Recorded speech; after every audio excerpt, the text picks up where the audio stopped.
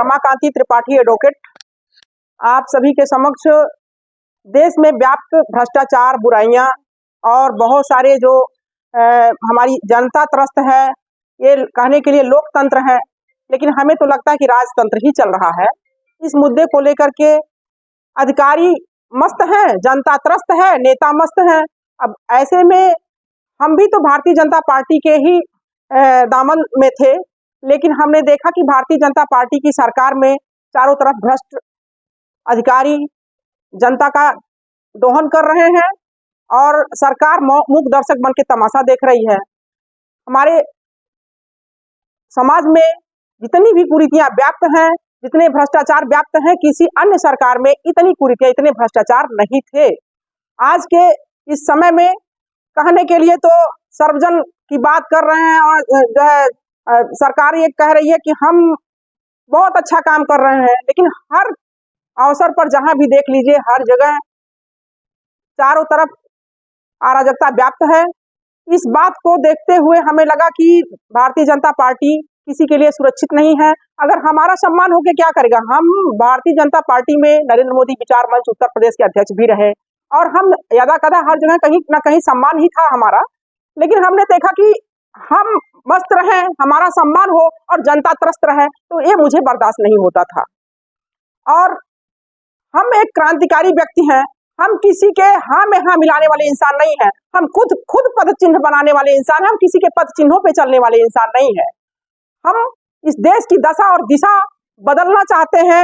हमारे सोच शुरू से ही 14 नवंबर सन 1995 में ही हमने एक संकल्प ले लिया। मैं भीष्म संकल्पित हूँ तभी से इस देश और समाज को नई दिशा देने के लिए।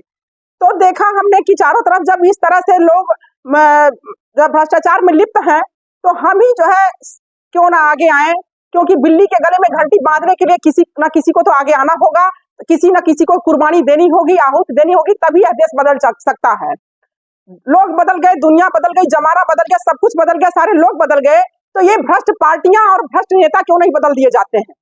हमारी ये सोच है, इसलिए हमने सर्वजन हित पार्टी का 3 दिन पहले दामन थाम लिया है और मैं सर्वजन हित पार्टी में सर्वजन हित पार्टी में राष्ट्रीय महामंत्री क्यों? हम एक फौजी की बेटी हैं, फौजी की बेटी का एक कोई जात नहीं होता है, जात होता है तो सिर्फ इंसानियत का होता है। यहाँ जात पात से ऊपर उठ करके काम करना होगा। जन जन को इस गुलामी की जंजीर से जो जकड़े हुए हैं जन जन लोग, सबको आजाद कराना होगा। हमारा देश तो आजाद हो चुका है, लेकिन हमारा जन जन नहीं आजाद हो पाया। इस जनतंत्र में जनतंत्र की कोई बात नहीं चल रही है, सारी बात जो है राजतंत्र की चल रही है, तानाशाही चल रहा है। तो तानाशाही दूर करने के लिए और यहाँ हमारी जो जनता त्रस्त है, जो है समाज में कुरीतियां व्याप्त है और सभी लोग परेशान हैं, हर कदम पर परेशानी का सामना कर रहे हैं, चाहे वो किसान हो, नौजवान हो। नौजवानों के नौकरी की बात नहीं होती है, उनको कोई जो है व्यवसाय या रोजगार नहीं दिया जा रहा है। किसानों को उत्तम बीज एवं उर्वरक नहीं समय से प्राप्त होते हैं, किसान आत्महत्या कर ले रहे हैं। तो जब नौजवानों को नौकरी नहीं है, किसानों की समस्याओं का समाधान नहीं है, महिलाओं के लिए कोई सम्मान नहीं है, महिलाओं का आए दिन जो है महिलाओं के साथ अन्याय हो रहा है, अत्याचार हो रहा है, तो फिर किस बात का जो है ये सरकार जो है दावा करती है कि हम और अपने मुंह में मिट्ठू क्यों बनती है? वर्तमान सरकार तो महिला का सम्मान के लिए बहुत सारी योजनाओं और बहुत सारा मुहिम चला रही है। ठीक है, सम्मान तो करती है, लेकिन दिखावा है, सिर्फ दिखावा है।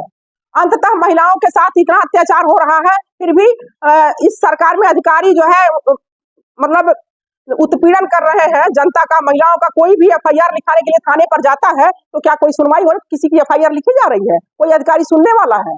कहीं कोई नहीं सुनता। इस समय देखिए जितने भी अधिकारी हैं सीयूजी नंबर रखे हुए हैं, किसी की सीयूजी नंबर कोई काम आता है? आप किसी सीयूजी नंबर पर फोन करिए, अपना एक पर्सनल नंबर बनाए हुए, उसी पे अपना काम चल रहा है। सरकार से जो नंबर अलॉट है सीयूजी नंबर कोई प्रयोग ही नहीं करता। तो बताइए, जनता तो वही सीयूजी नंबर जानती है, किसको फोन करेगी, किसके साथ फरियाद करेगी? अपना फरियाद लेकर के जब जा रही है तो कोई सुनवाई हो रही है?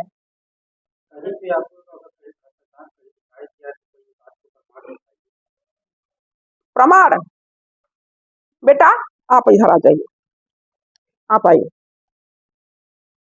आप बताइए आपके साथ क्या हुआ, इधर आ जाइए, आइए।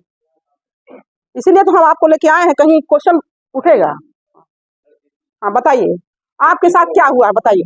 मेरे साथ 2021 से घटना हो रहा है और अधिकारी इतनी बड़ी षड्यंत्र खेल रही है, जो अगर रिपोर्ट में अधिकारी को मुझे तलब किया जा रहा है, तो उसमें अधिकारी जाने रहे, मुझे जंगल में लेके जा रहे हैं, अधिकारी मुझे मार रहे हैं, मुझे धमकी दे रहे हैं कि आप मुकदमा वापस ले लो। अगर मैं कहती हूँ मैं जब सही हूँ तो लड़ रही हूँ, अगर आप लोग सही रिपोर्ट लगा रहे हैं तो आप लोग कोर्ट में चलकर साथ दीजिए, लेकिन कोई अधिकारी साथ नहीं दे रहा। इसमें एसपी सोमेंद्र मीना तक टिके हुए, लेकिन इस बीजेपी राज में मैं दिल्ली तक गुहार लगाई, लेकिन बीजेपी राज में महिलाओं को कहीं न्याय नहीं है। बीजेपी राज में सिर्फ महिलाओं का शोषण हो रहा है, और बीजेपी के मैं भी खिलाफ हूँ, क्योंकि आज बीजेपी अगर कहे कि महिलाओं शोषण नहीं हो रहा है, महिलाओं को न्याय मिल रहा है, तो मैं जितनी भी बीजेपी राज में बीजेपी तक में जाकर गुहार लगाई, मुझे बीजेपी दिखा, मुझे कहाँ न्याय मिला। और एक आंख का जो अंधा अगर जो रहेगा ना, वो भी देखेगा तो वो भी यही बात कहेगा, जो अधिकारी द्वारा रिपोर्ट दिखाएगा कर रियल एक मंद गलत बनावटी कहानी है, और मेरे जेठ को मुहरा बनाया जा रहा है। अगर मान लीजिए मैंने अगर फर्जी मुकदमा लिखवाती तो मैं अपने जेठ पर मुकदमा लिखवाती, गाँव के पड़ोसी पे नहीं, लेकिन ये मुकदमा गाँव के मेरे ससुराल के पड़ोसी लोगों पे है, मैं अपने जेठ पे क्यों नहीं लिखवाई। इतनी बड़ी जो षड्यंत्र करते हैं ना, अगर जो उसका अगर जो अधिकारी आकर के जो मतलब यहाँ से बीजेपी का मैं प्रधानमंत्री का गुहार लगाऊं दिल्ली में पीएम हाउस तक, लेकिन कहीं पे भी ऐसा षड्यंत्र खेला गया है कि कहीं मानते नहीं, उल्टे ही मेरे ऊपर मुकदमा भी दिखा गया। मुझे शोषण इतना ज्यादा किया कि थाने पे मुझे मारा नहीं, मेरे पास सारा फोटो, मुझे जंगल में लेके गया था, मुझे एनकाउंटर करने धमकी दिया गया था, मेरा पक्ष फाड़ दिया गया पुलिस वालों ने, एक पुलिस की गाड़ी से मुझे बैठा के लेके गए थे सब, और मुझे जंगल में ले जाके एनकाउंटर तक करने धमकी दिए। जब मैं मुकदमा वापस लेने के लिए मैंने कही, तब जब मुझे जंगल से मैंने आई हूँ, ये मेरा षड्यंत्र करना है, और मैंने सबूत के साथ में करूँ। अगर जो अधिकारी सही है तो साथ दिखाओ, अगर मैं गलत हूँ तो मैं भी साथ दिखाऊंगी, नहीं तो अधिकारी, मेरा ही कहना है। बोलिए। आम जनता की किसानों की और में आते हैं, कैसे बेहतर करें? हम चाहेंगे कि हमारे किसानों को उत्तम बीज एवं उर्वरक समय समय से प्राप्त हो, उनके खेती के लिए जितनी भी सुविधाएं मुहैया होनी चाहिए वो हम कराएंगे। उनको उनके बीमा के लिए उनके हर तरह की जो भी सुविधाएं उपलब्ध हो सकती हैं, ज्यादा से ज्यादा जो हो सकती हैं, हम वो काम करने का काम करेंगे। और हम अपने युवाओं के लिए, जो हमारा युवा मारा मारा फिर रहा है, दिल्ली बंबई दूर जा रहा है, कहीं यहाँ उनके लिए रोजगार नहीं है, कहीं कोई व्यवस्था नहीं है, अगर हमारी सरकार बनती है, हमारी पार्टी की सरकार बनती है, हमारी पार्टी आगे आती है, मीटिंग में है, शांत रहिए, तो हमारी सरकार अगर बनती है तो हम वो काम करेंगे कि हमारा युवा जो दिल्ली बंबई जा रहा है, बाहर जा करके जो है 2-4-10 हजार रुपए के लिए काम कर रहा है, वो हमारा युवा हमारे इसी विधानसभा में, इसी जिले में काम करेगा। वो दिल्ली बंबई दूर नहीं जाएगा, शाम को अपने परिवार में सोएगा, अपने परिवार में रहेगा और खुशहाल रहेगा। वो उनके लिए कल कारखाने, उनके लिए फैक्ट्रियां हम यही लगाएंगे, हम उन्हें दूर नहीं जाने देंगे, क्योंकि दूर जाते हैं तमाम प्रकार की बीमारियों को लेके आते हैं, कहीं वही एक्सीडेंट हो जाता है, उनके परिवार रात दिन जो है उनका रास्ता जोड़ते हैं कि हमारा जो है लड़का सकुशल किस दिन घर वापस आएगा। इस तरह की बातें हमारे मन में बहुत सारी चीजें हैं, और हम चाहते हैं इस देश में बहुत सारा बदलाव ले आए, लेकिन आप सभी जनमानस का सहयोग मुझे चाहिए। मैं चाहती हूँ इस देश की दशा और दिशा बदलना। मैं सर्वजन हित पार्टी का राष्ट्रीय अध्यक्ष श्याम नारायण चौबे। आपने कहा कि प्रदेश में तमाम बड़ी बड़ी पार्टियां हैं, बड़ी पैसे वाली पार्टियां हैं, आप उनका मुकाबला कैसे करेंगे? आप ये भली बात जानते हैं कि आप लोकतंत्र में वास करते हैं, और लोकतंत्र में मत के बदौलत सरकारें बनती हैं, बिगड़ती हैं, और आप प्रबुद्ध वर्ग के लोग यहाँ हैं।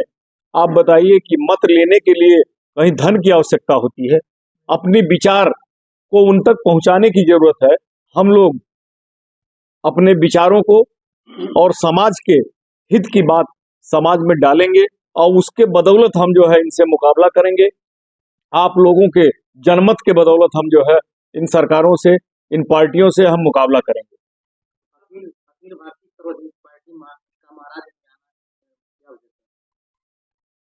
अखिल भारतीय सर्वजन हित पार्टी का महाराजगंज में आना, महाराजगंज भी जो है इसी देश का एक टुकड़ा है, इसी प्रदेश का एक टुकड़ा है।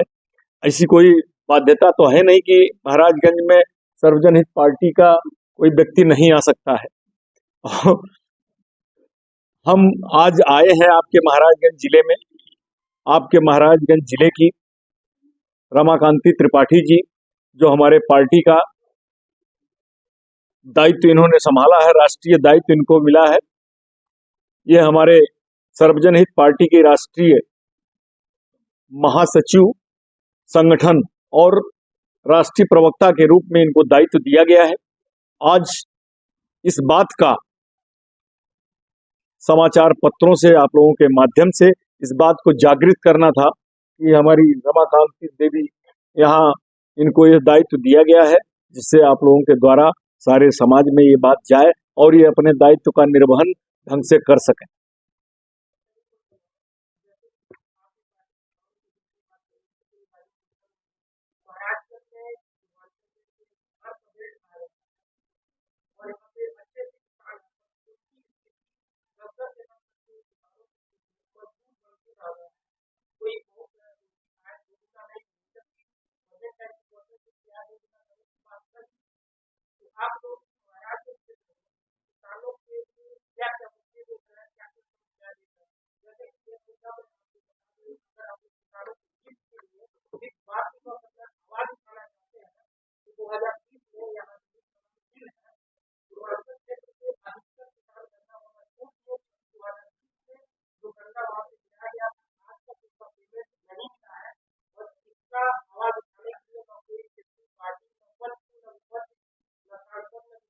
कोई आवाज नहीं उठाता है, इसके लिए आप लोग क्या कर सकते हैं? ये मुद्दा मैं आपको सबसे पहले तो आपने कहा कि किसानों के हित की बात क्या करेंगे आप, तो आप ये समझ लीजिए कि किसान हमारे इस देश की रीढ़ की हड्डी जैसे होती है शरीर में, उसी तरह किसान की भूमिका होती है देश में। हम पैसा भले कमा लें, इंडस्ट्री लगा लें, लेकिन भोजन सबको करना है और उस भोजन की व्यवस्था किसान के द्वारा होती है। और आज स्थितियां ये हैं कि कोई भी आप इंडस्ट्री छोटी मोटी लगा रहे हैं, कोई भी कारोबार कर रहे हैं, तो आपको सब्सिडी मिलती है।